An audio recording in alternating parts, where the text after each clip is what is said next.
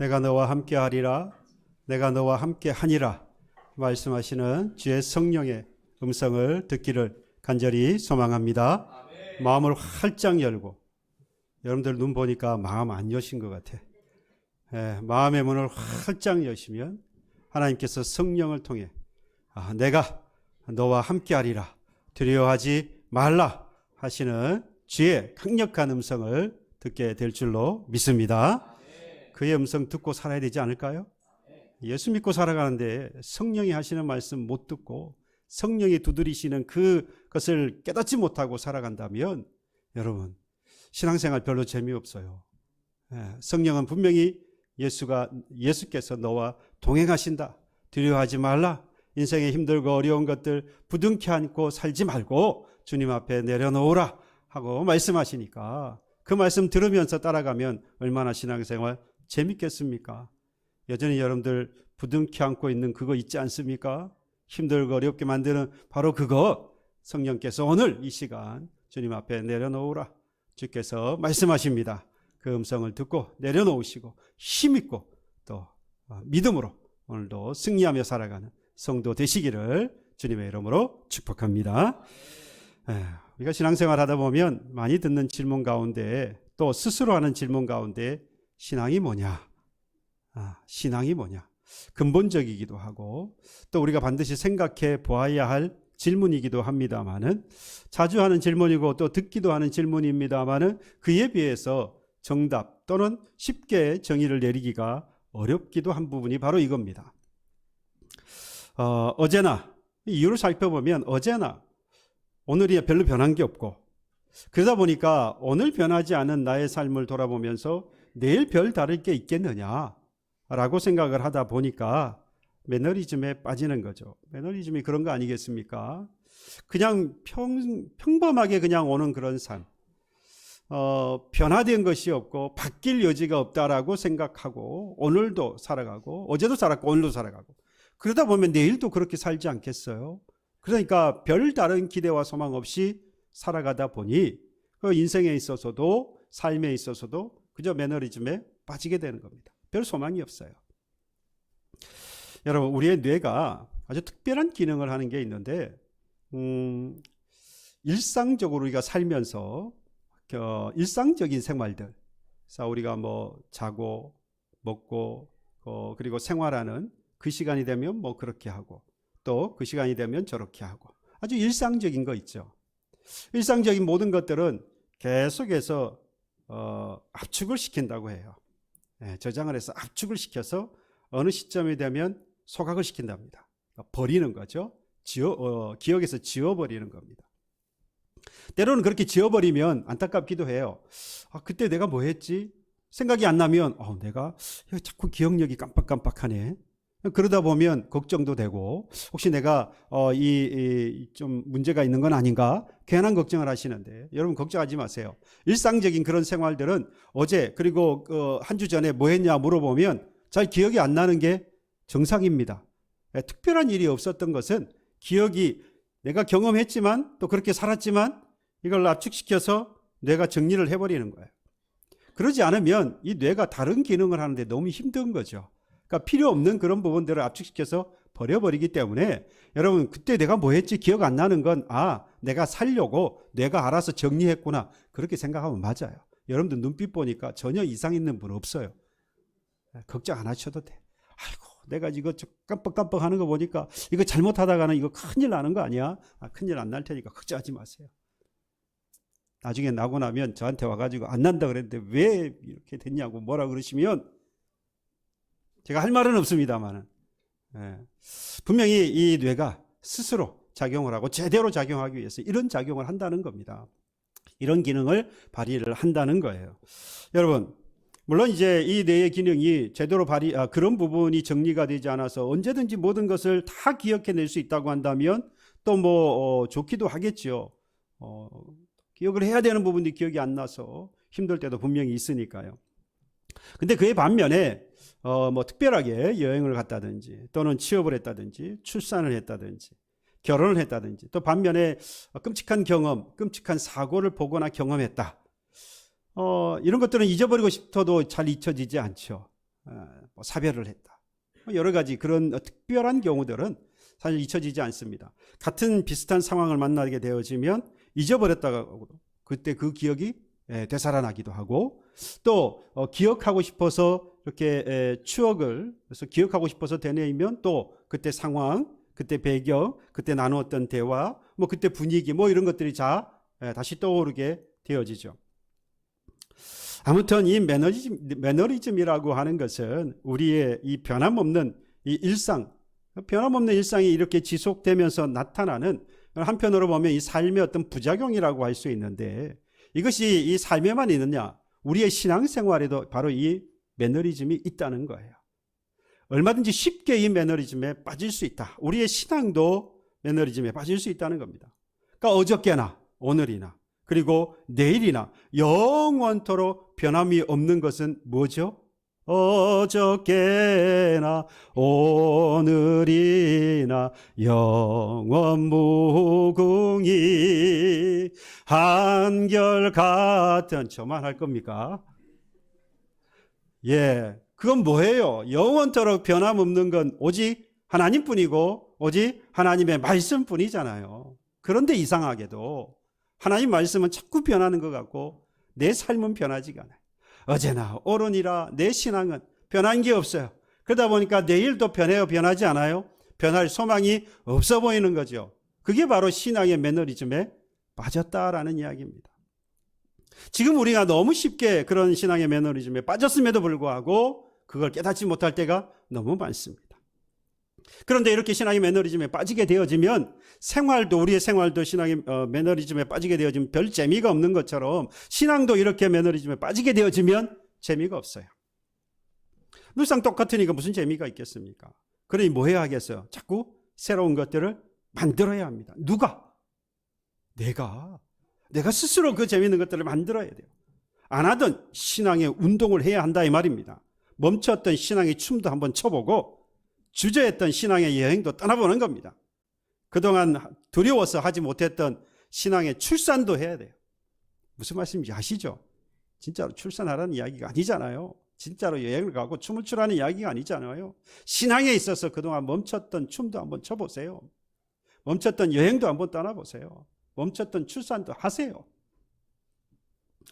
여러분, 그러면 분명히 우리는 다시 재미가 있을 것이고, 그리고 우리는 그 신앙의 매너리즘에서 뭐 할 수 있습니까? 빠져나올 수 있는 것이죠. 새록새록 새로운 기억들이 우리의 삶 속에, 우리의 기억 속에 남게 되어질 겁니다. 이런 기억이 있어야 신앙의 재미가 있을 거라 이 말입니다. 이때 여러분들 기억해야 할 게 있어요. 급한 마음에 2계단, 3계단 끝까지 그냥 한꺼번에 올라갔으면 좋겠는데 우리 신앙이 그렇습니까? 그렇지는 않아요. 반드시 한 계단 한 계단 올라가게 되어 있습니다. 엘리베이터를 타면 어떻게 가죠?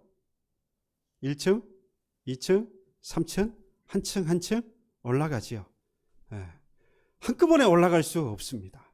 계단을 올라가도 우리는 한 계단 한 계단, 2계단, 3계단 힘이 있어서 푸툭푸툭 뛰기도 하는데 그러면 넘어질 가능성이 높습니다. 제 나이가 들어가니까 2계단, 3계단 뛰기가 어렵죠. 누가 그런 이야기를 한 걸 들었어요. 나이가 들어가는 증거 중에 하나가 2계단이 무서워질 때부터 남자들이 그런 이야기를 하는 거예요. 야, 그전에는 우리가 2계단도 푸쩍푸쩍 뛰었는데 이제는 2계단 안 돼. 하나씩 가야 돼. 나이 들었나 봐. 제가 보기에는 2계단, 예전에 젊어도 2계단 잘못 뛰면 넘어져요. 한 계단씩 가야 됩니다. 하나하나씩 밟아 올라가야 돼요. 여러분, 신앙이 그렇습니다. 먼저 우리가 생각할 것은, 그러니까 지금 우리가 여기에 와 있는 건 하나씩 하나씩 나도 인지하지 못하는 상황에 사실은 한 걸음씩 한 걸음씩 뭐 했다는 거죠? 나왔다는 거예요. 일진보한 겁니다. 한 걸음씩 나와왔어요. 그래서 오늘 여기에 있는 거예요. 그러니까 그 하나님 앞에 먼저 뭐 하시고 감사하시고 나아가서 이제는 뭐 해야겠습니까? 혹시라도 내가 신앙의 매너리즘에 빠져 있지는 않은지, 그냥 어제나 오늘이나 내일 별 변함없이 혹시 그냥 지나가고 있는 것은 아닌지 반드시 다시 되돌아 보아야 하겠죠. 그래서 진일보하는 그런 신앙이 되기를 간절히 소망하며 오늘을 살아가는 저와 여러분들이 되어야 할 줄로 믿습니다. 그런 의미에서 오늘 이 말씀을 드리려고 합니다. 한 발씩 앞으로 내딛는 신앙, 일진보해 나아가는 신앙이 과연 어떤 신앙이냐? 오늘 제가 설교 본문으로 이렇게 했습니다. 제목으로 신앙 이것만 하면 됩니다. 주식 이것만 하면 됩니다. 부자 이것만 하면 됩니다. 여러분 그런 책 제목 본 적 있습니까? 그런 유사한 제목들 많죠. 이것만 하면 됩니다. 오, 혹해요. 그래가지고 딱 읽어보면 사실은 그게 그거야. 별로 다를 게 없어. 제가 오늘 신앙 이것만 하면 됩니다. 여러분 제목이 자극적이지 않아요? 뭔가 있을 것 같지 않아요? 결론에 가서 보면 죄송합니다만은 내가 아는 거네. 여러분 아는 걸 안 하니까 문제 아니에요? 몰라서 안 하는 건 하나님도 오케이일 것 같아요. 그렇지 않습니까? 몰라서 못하는 걸 어떻게? 근데 문제는 아는데 안 하니까 문제라는 거죠. 여러분 오늘 그 말씀을 드리려고 해요. 오늘 본문에서 우리는 신앙의 매너리즘에 빠질 만한 상황인데도 불구하고 빠지지 않고 일진보하여서 그야말로 신앙 이게 신앙이구나 라고 정의를 내릴 수 있는 그런 모습을 보인 오늘 인물이 오늘 본문에 기록되어져 있습니다. 오늘 이 인물을 보면서 야 신앙 이거면 되는구나 라고 하는 결단이 있는 오늘 이 시간이 되기를 주님의 이름으로 축복합니다. 예수님께서 예루살렘을 가시다가 사마리아와 갈릴리 사람의 사이에서 10명의 나병 환자를 만나게 됩니다. 나병 환자들이 예수님 바라보고 멀리 서서 소리를 칩니다. 예수께, 예수 선생이여 우리를 불쌍히 여기소서. 그런데 예수님께서 그에 대해서 별 말씀을 하시지 않아요. 가서 제사장들에게 너희 모임을 보이라. 이들이 그 말씀을 듣고 제사장에게 가게 되어집니다. 그런데 가는 도중에 그들의 몸이 깨끗하여졌다라고 했어요. 그 깨끗해진 몸을 보고 하나님께 영광을 돌리며 감사한 사람 한 사람이 예수님께 다시 돌아와서 그 발 아래 엎드려 감사했습니다. 그때 예수님께서 나머지 9은 어디 있느냐, 다 깨끗함을 받지 않았느냐라고 하고 그 한 사람, 사마리아 그 사람에게 일어나라, 내가 내 믿음이 너를 구원하였다. 일어나 가라, 내 믿음이 너를 구원하였다 라고 하는 말씀을 이 사마리아 사람은 듣게 되어집니다. 여러분, 신앙에 있어서 마지막은 뭡니까? 결국에는 하나님의 은혜로 구원받는 거잖아요. 그렇죠. 이 사마리아 사람은 바로 그 예수님께 내 믿음이 너를 구원하였다라고 하는 놀라운 그 말씀을 듣게 된 겁니다. 과연 이 사람은 어떤 신앙이었기 때문에, 어떤 신앙이었기에 이런 축복을, 이런 복을 받게 된 것일까? 어떻게 신앙을 밟아왔길래 우리와 똑같은 삶을 사는 사람임에도 불구하고, 아니면 어쩌면 우리보다 더 못한 그런 어려운 상황에 있었던 그 사람임에도 불구하고 이렇게 신앙의 매너리즘에 빠지지 않고 결국에 이 자리에까지 올 수 있었는가? 여러분, 이 사람이, 또는 이 사람뿐만 아니라 사실 그 10명의 나병 환자가 처음에 그 시작하는 모습은 똑같았습니다. 뭐부터 시작했느냐? 기도하는 것부터 시작했어요. 아니, 오늘 본문에 기도했다는 말이 없는데 도대체 어디서 기도했다는 말이냐? 여러분, 기도라고 하는 것은 뭐 세상의 사람들도 다 하는 겁니다. 사실 뭐 표현을 그렇게 하지 않아서 그렇지 우리나 또 세상에 사는 사람들이나 다 같이 기도합니다. 어떨 때 기도하지요? 자기가 소원하는 바가 있을 때, 그 다음에 그것이 이루어지기 힘들 때, 특별히 내가 하기 힘들 때는 누군가에게 도움을 청하는데 그게 신에게 구할 때에 우리는 기도한다, 구한다라고 하죠. 세상의 사람들도 그 마음이 간절할 때는 더욱더 열심을 붓습니다. 열정을 더합니다. 지극정성을 더하지요. 새벽에 일어나서 몸을 씻고 그리고 정한수를 떠놓고 뭐 해가 됐든 달이 됐든 빕니다. 간절하게 빌어요. 정성을 들이지 않습니까? 그런데 우리도 사실 그렇게 다르지 않아요. 우리도 기도할 때에 소원하는 바가 있으면 기도합니다. 구합니다. 그리고 더 열심으로 열정으로 기도할 때는 내가 원하나 내 힘으로 되지 않는다고 생각할 때 더 하나님 앞에 열정적으로 구하게 되어 있죠. 그래서 새벽에도 나와서 기도하고, 잠을 자지 않고 새벽에 나와서 기도하고, 잠을 자지 않고 밤이 지나도록 기도합니다. 지극정성을 더하죠. 여기까지는 똑같아요. 세상의 사람들이 구하는 거나 우리가 구하는 거나 기도의 모습은 아주 똑같습니다. 그런데 결정적인 차이점은 있죠. 그들과 다른 우리의 구함은 누구를 향하여서? 하나님께 구하는 것이고, 여러분, 하나님께 구하는 것뿐만 아니라 우리가 빠뜨리는 게 한 가지 있는데요, 그들과 분명히 달라야 하는 우리의 기도가 있어요. 뭘까요, 여러분? 하나님께서 우리의 기도를 뭐 하신다? 들으신다. 그리고 그 기도에 뭐 하신다? 응답하신다. 그런데 하나님께서 기도에 응답하실 때에 내가 원하든 원하지 않든, 원하는 방향이든 원하지 않는 방향이든 하나님은 응답하신다. 그때에 뭐 하지 않고? 실망하지 않고, 그것이 하나님의 응답이라고 하는 것을 믿는 것. 이게 바로 세상의 사람들과 구하는 우리의 구함이 다른 거예요. 세상의 사람들은요, 내가 원하고 지극정성을 들였는데 안 되면 자기 스스로 뭐 하거나 실족을 하거나, 또는 상대에서 내가 구하는데 안 되었다라고 해서 누군가를 원망합니다.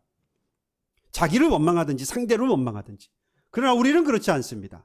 우리가 구하는 대상은 하나님이고 그 하나님께서 나의 기도를 분명히 들어주시고 응답하신다. 그 응답이 내가 원하는 듯 원하지 않든, 원하는 대로 되든 원하지 않는 대로 되든 어쨌든 하나님이 응답하셨다고 믿고 우리는 뭐하지요? 원망하거나 불평하지 않습니다. 그런 줄로 믿습니다. 그래야 할 거예요. 그렇죠? 우리가 세상에 사는 사람들과 똑같이 구하는 사람이어야 되겠습니까? 그런 게 잘 안 될 때 참 안타까움이 있긴 합니다만은 분명히 우리에게는 이런 믿음이 있어야 합니다. 내 뜻대로 되든지 안 되든지 하나님은 내 기도를 들으셨고요, 응답하셨고 또한 가장 선한 길로 인도하신다는 바로 이 믿음, 여러분, 바로 이 믿음이 이 사람 10명의 나병 환자들에게 있었다 이 말입니다. 이 나병 환자들은 바로 그 믿음이 있었기 때문에 그 예수님을 보고 뭐라고 말합니까? 예수 선생님이여 나를 뭐 하라고요? 불쌍히 여겨달라. 우리를 불쌍히 여겨달라고 말합니다. 자신들을 불쌍히 여겨서 온전히 치유해 주시고 긍휼을 베풀어 주셔서 온전하게 낫게 해주실 분은 누구라고 믿었던 겁니까? 예수뿐이라고 믿었던 거죠. 그러니까 예수님을 향해서 부르짖은 겁니다. 외친 겁니다. 이게 뭐라는 거예요? 기도예요. 기도. 바로 이게 기도입니다. 그 예수님께서 치유하실 것이라, 예수님께서 나를 위로해 주실 것이라, 긍휼을 베풀어 주실 것이라고 하는 그 믿음에 확신이 없었다고 한다면 부르짖었겠습니까? 부르짖지 않았겠죠. 그래서 기도는 뭘 바탕으로 하죠? 신뢰를 바탕으로 합니다. 신뢰하지 못하면 뭐 하지 않아요? 기도하지 않습니다. 저와 여러분들이 기도한다면 반드시 뭘 바탕으로? 신뢰를 바탕으로. 누구를 신뢰함으로? 하나님을 신뢰함으로. 하나님을 신뢰함으로 하나님께서 반드시 뭐 하시리까? 들으시리라. 첫 번째는 듣는 거예요. 하나님께서 들어주시리라. 두 번째는 응답하시리라. 세 번째는 내가 원하든 원하지 않는 대로 되든 하나님 반드시 응답하시리라. 여러분, 이러한 신뢰를 가지고 우리가 기도하는 거예요. 그런데 기도하면서도 그걸 신뢰하지 못한다? 결국은 그 기도는 기도다 아니다? 그건 기도가 아니에요. 시간을 들이고 정성을 들이고 할 것 다 한 것 같지만 결국에는 두 마음을 품었다고 성경은 이야기하잖아요. 결국 그건 기도가 아닙니다. 그러나 이 10명의 나병 환자는 주님이 가시는 것을 보고 우리를 불쌍히 여겨달라고 외치는 모습, 결국 그 믿음이 있었어요. 믿음의 기도가 있었던 겁니다. 주님을 신뢰했다 이 말이에요. 그래서 기도했던 겁니다.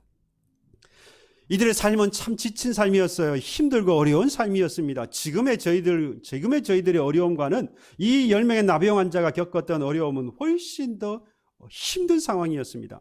유대 나라의 관습이나 문화를 보면 나병 환자들을 볼 때 어떻게 봅니까? 그냥 질병에 걸린 사람이 아니에요. 하나님께 저주받은 자라고 봅니다. 그래서 물론 이 전염성 때문에 그들의 사회로부터 격리시키는 것도 있지만 하나님께 저주받은 자와 우리가 함께 할 수 없다라고 해서 격리를 시키는 겁니다. 함께 생활하지 않아요.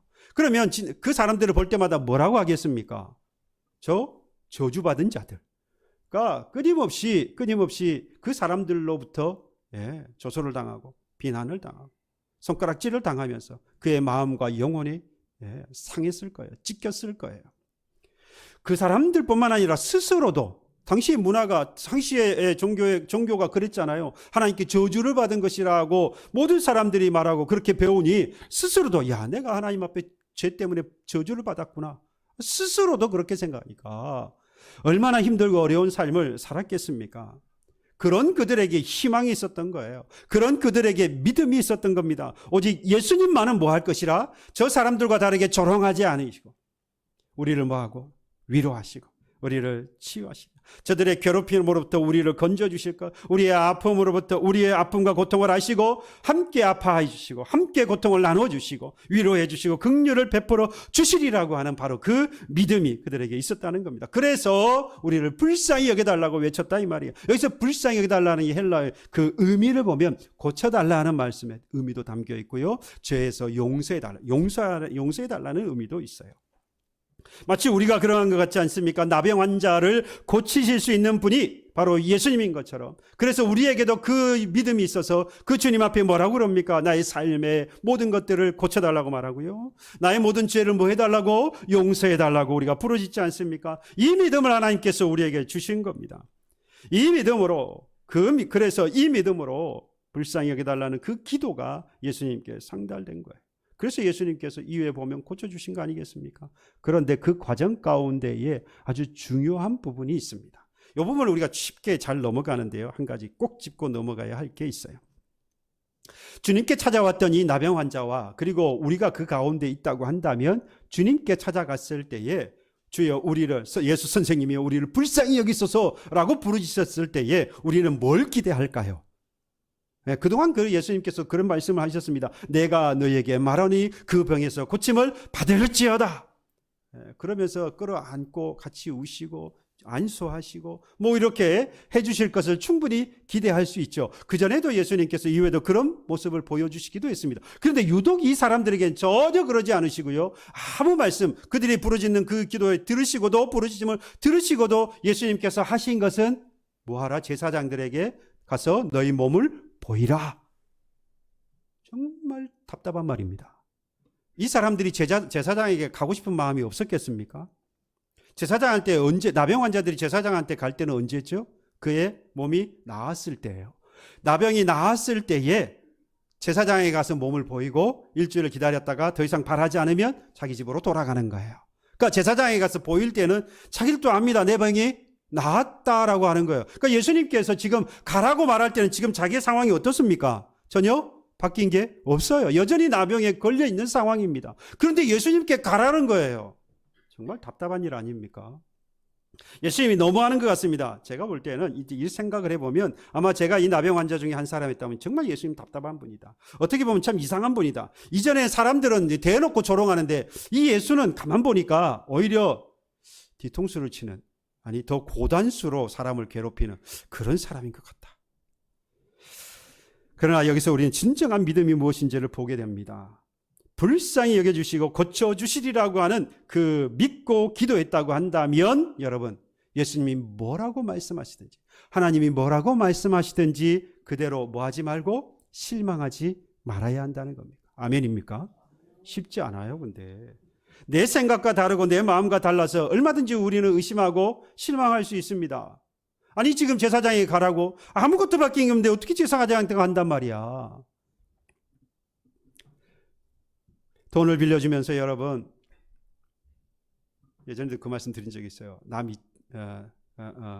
너 믿는다. 그러면서 돈을 빌려줘요. 근데 나중에 보니까 시간이 지났는데 약속날 안 갚아요. 그러면 여러분 따지시면 안 돼요. 갚으라고. 믿었잖아요. 그러면 기다려야 돼요. 믿었으니까. 정 받아내시려면 처음에 빌려주실 때 난 너 못 믿는다.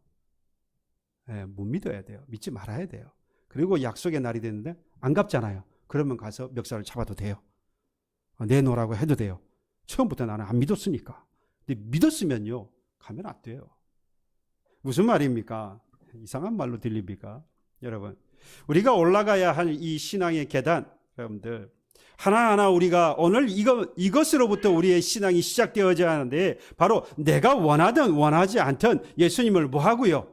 신뢰하고요. 예수님을 신뢰하면 우리의 그 기도는 분명히 하나님께서 응답하실 것이라는 것이죠. 내가 원하든 내가 원하지 않든, 내가 뜻대로 되든 되어지지 않든 반드시 하나님은 그 기도에 응답하실 것이라는 겁니다. 저와 여러분들의 이 믿음이 있고 이 믿음으로부터 우리의 신앙은 완성되어져 갈 것입니다.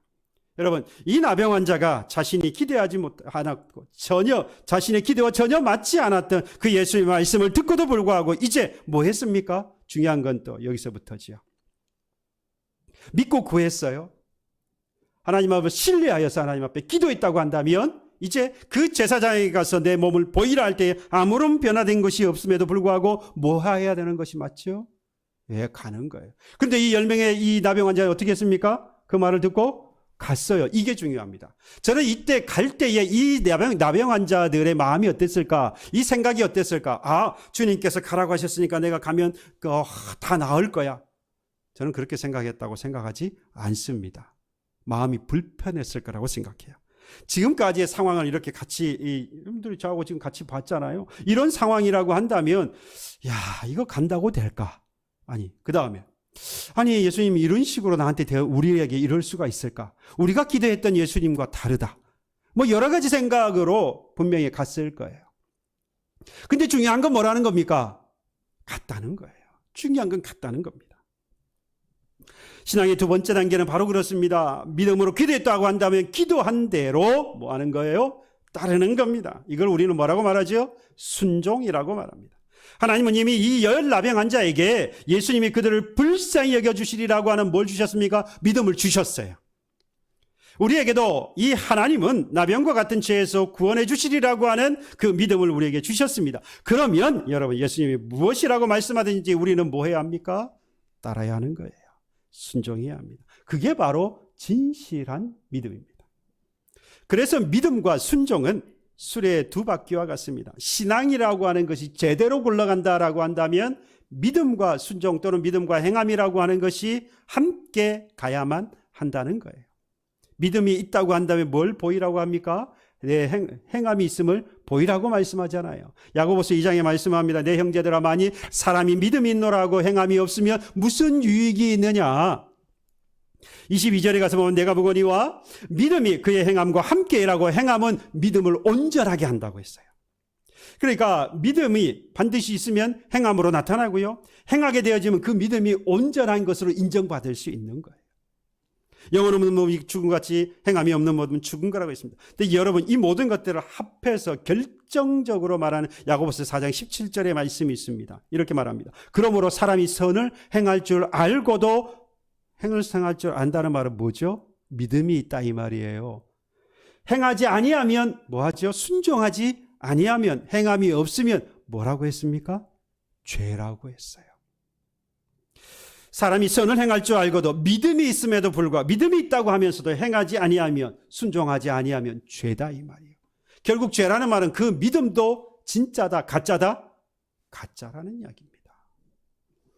믿음이 있으면 그 믿음을 따라야 하는 겁니다. 그 믿음을 따라서 순종함으로 우리의 신앙에 유익이 있고 믿음이 온전히 빛을 발하게 되는 겁니다. 그렇지 않으면 죄라고 말씀했어요.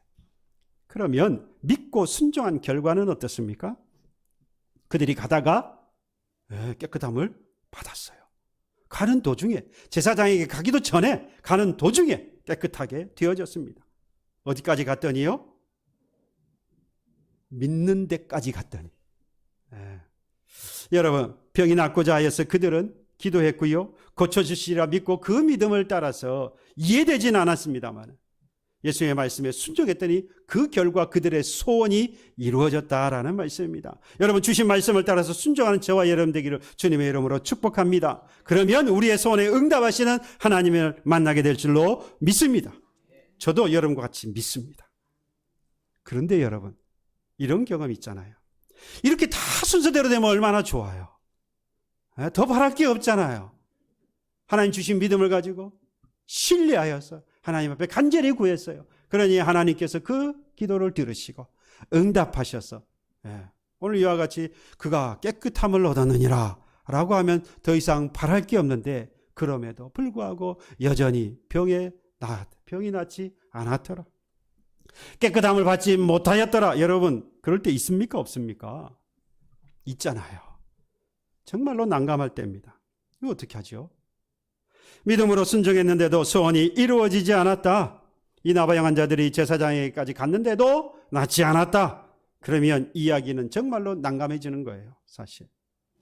그런데 우리가 신앙생활 하다 보면 정말로 이 순서대로 되지 않고 방금 말씀대로 결론에 가서는 안 나았다라고 할 그런 경우들을 분명히 우리가 봅니다. 여러분들 지금 그런 경험 하고 계시는 분도 제가 압니다. 이 문제는 여러분 제가 마지막 단계에 가서 결론으로 함께 맺도록 하겠습니다. 예수님은 나를 분명히 불쌍히 여겨주신 그 믿음을 가지고 있다면 주님 앞에 기도하여 신뢰하여 기도하면 하나님께서 반드시 들으시고 응답하십니다. 믿으십니까? 여러분 여기까지 오셨다 그러면 정말로 대단한 신앙이지만 이것으로 다 된 것은 아닙니다. 이것만으로는 안 돼요. 신앙 이것만 하면 됩니다. 다음 하나 더 나아가야 돼요. 신앙의 마지막 단계라고 할 수 있는데요. 결과와 상관없이 뭐 하는 것? 감사하는 것 맞습니다.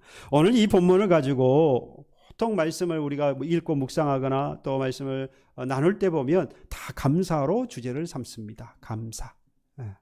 하나님께서 이런 놀라운 일을 행하셨을 때에 뭐하라? 감사해야 한다. 물론 맞습니다. 그러나 여러분 우리가 함께 지금 위에서부터 내려왔을 때는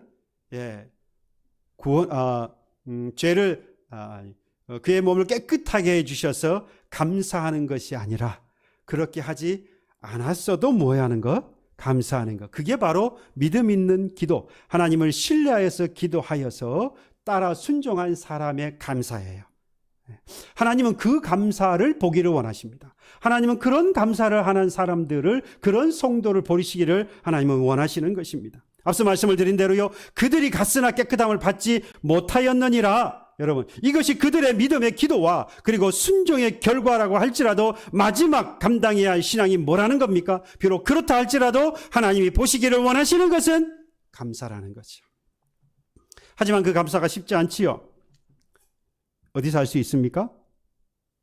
깨끗함을 받고 10명이 다 깨끗함을 받았는데 그것을 보고 하나님께 영광을 돌리고 감사하여서 주님 앞에 돌아온 사람은 10명 중에 몇 명? 1명뿐이에요. 왜 그럴까요? 저는 그렇게 생각합니다. 감사는 그렇게 쉬운 일이 아니다. 여러분, 그 중에 한 사람이 자기에게 나은 것을 보고 예수의 발 앞에 엎드려 감사하니 그 사람은 사마리아 사람이라고 있습니다. 사마리아 사람이다라고 하는데도 의미가 있습니다만 아무튼 이 이방인에 하나님께 영광을 돌리러 온 자가 없느냐 주께서 말씀하시고 결국 그에게 말씀하십니다. 일어나 가라. 뭐하라고? 내 믿음이 너를 뭐하였다고요? 구원하였다. 여러분, 하나님 보실 때에 우리의 감사에는요 뭐가 있는 것으로? 구원에 이르는 능력이 있는 것으로 우리에게 말씀하고 있는 겁니다. 여러분, 우리가 이런 신앙의 단계에 올라서 있었다면 여러분, 앞에서 말씀을 드렸던 것처럼 그들이 갔으나 깨끗함을 받지 못하였느니라 라고 끝난다고 해도 우리는 놀랄 이유가 있다 없다? 네, 놀랄 이유가 없는 거예요. 비록 믿음을 따라서 순종했지만 원하는 대로 소원이 이루어지지 않았더라도 감사함으로 하나님께 영광을 돌리게 되었다면 당장은 여러분 소원을 이룬 사람이 마치 복을 받은 사람인 것처럼 보일지는 모르겠습니다만 그래서 우리가 그토록 그것을 원하는 그 사람이 하나님을 잘 믿어서 이루어진 것이라고 생각하고 또 자신도 그렇다라고 믿고 있을지 모르지만 여러분 그것이 반드시 복이라고 말할 수 없는 겁니다. 하나님은 보기를 원하십니다. 자기의 소원을 들어주시는 그 하나님을 기뻐하는 성도가 아니라 기도하면 이루실 것이라고 하는 바로 그 믿음을 가지고 순종한 것으로 하나님 앞에 감사하는 그 성도의 모습을 하나님은 보시기를 원하십니다. 더 엄밀하게 말하면 신앙생활하면서 나의 뜻대로 이루어진 결과물에 기뻐하면서 감사하는 내가 아니라 어느 쪽이 되었든 간에 이 얻은 결과물이 내가 원하는 대로 되었든지 간에 내가 얻게 되어진 결과물이 내가 원하지 않는 것으로 되었든지 간에 상관없이 하나님이 허락하신 그 모든 무엇의 결과가 아니라 과정 가운데에서 그 하나님을 뭐하고? 기뻐하고 그 하나님 앞에 영광을 돌리는 바로 감사하는 그 성도를 하나님은 보시기를 원하신다는 것이죠. 여러분, 어떤 선택을 하느냐 그것이 죄를 범하는 일이 아니라고 한다면 어떤 선택을 하느냐 그건 문제될 게 하나도 없어요. 중요한 건 그 가는 과정 가운데 내가 바라고 소원하는 것이 하나님께서 뭐 하신다? 들으신다. 반드시 뭐 하신다? 응답하신다. 내가 그 하나님을 신뢰함으로 기도하였으니 하나님께서 들으시고 응답하시리라고 하는 믿음의 기도를 가지고 그 기도한 대로 뭐 하면 따라 나아가면 여러분 그 순종하는 모습을 보시고 오늘 이 사람을 뭐 하셨습니까? 이 모든 사람들을 다 깨끗하게 하신 것 같이 우리도 깨끗함을 얻은 우리가 바라고 원하는 것들을 이루어지기도 하지만 그러지 않는다고 할지라도 하나님은 그 과정 가운데 하시는 것을 뭐하고 기뻐하고 결국 감사할 때에 하나님은 우리에게 동일하게 이와 같이 너 일어나 가라 내 믿음이 너를 구원하였다라고 하는 그 말씀을 우리도 듣게 될 거라는 것입니다.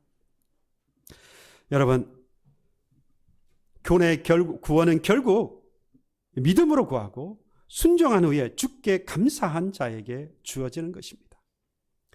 믿음은 선물이고 그 믿음을 선물로 받은 자가 구원을 받습니다. 맞아요. 그런데 중요한 건 뭐냐? 그 구원받은 믿음을 선물로 받은 것을 우리가 어떻게 알 수 있느냐는 거예요. 어떻게 알 수 있을까요? 오늘 바로 그것이 신앙의 무엇이냐라고 하는 정의에 달려 있습니다. 믿고 하나님 앞에 하나님을 신뢰하여서 내 모든 것들을 내려놓고 그 하나님 앞에 믿음의 기도와 그리고 믿음의 기도를 따라서 순종하는 행함이 있는 삶으로 나아가 그 결과에 상관없이 하나님 앞에 뭐 할 때에? 감사할 때에 우리의 신앙은 어디에 이를 것입니까? 구원에 이르는 신앙이라고 우리는 확신할 수 있는 것입니다. 바라기는 저와 여러분들 그저 신앙의 매너리즘에 빠져서 어제도 오늘도 변함이 없으니 내일도 변함이 없을 것 같은 그런 재미없는 신앙에서 속히 벗어나서 이제 이것이 바로 신앙이라고. 그래서 오늘 하나님께서 나의 기도를 들으시라고 하는 믿음의 확신을 가지고 기도하며 나아가서 그 기도를 따라 행하고 순종함으로 어떤 결과에 관계없이 하나님 앞에 감사할 수 있는 구원받은 자의 모습으로 오늘도 살아가 재미있는 신앙, 승리하는 신앙이 되어지기를 주님의 이름으로 축복합니다. 찬양하겠습니다. 온 마음 다